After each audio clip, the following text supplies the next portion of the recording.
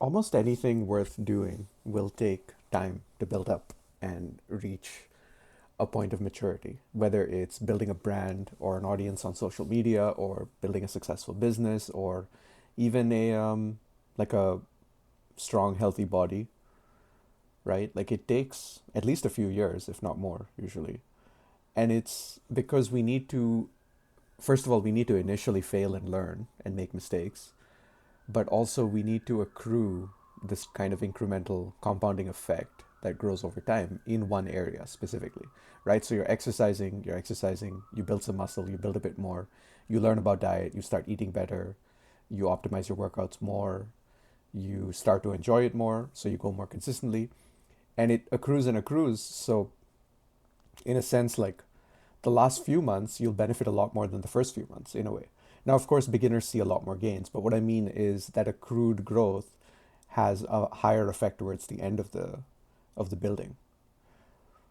Now, a lot of people have converged on this idea in different ways, right? So like Alex Hormozy talks about how once he realized just how long it takes to do something really well, like write his book, he rewrote it 19 times and he spent the first 6 hours of every day writing it for 2 years or 3 years.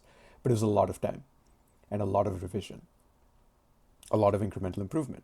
So he realized when things take so long, it means I can only do 4 or 5 things in my life, like really well.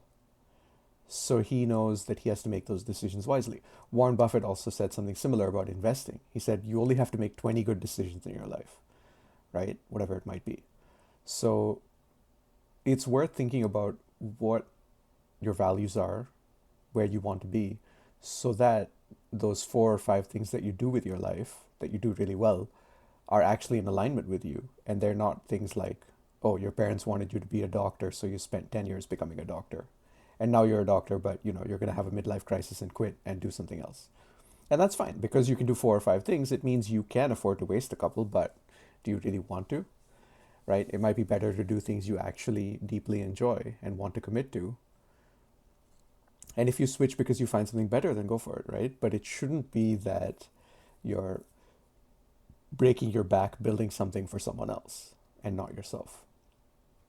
And I think it's far too easy for us to be driven by the wishes of outsiders and others rather than really be in alignment with ourselves. So it's worth reflecting on, right? Ask yourself, if you know you can only do 4 or 5 things in your life, what would they be, right? Like we don't have time to learn 5 languages and an instrument and travel to every country and all of that. Like you got to pick, you got to prioritize. And once you pick, it can be quite freeing because then you can freely say no to everything else.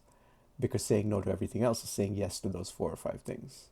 So it can even be worth, pulling out a notepad and just writing down, starting to brainstorm what are these 4 or 5 things. And once you've written them down, you can change them over time. But the idea is now you are living with awareness rather than just on autopilot, letting whatever comes to you become, those 4 or 5 things.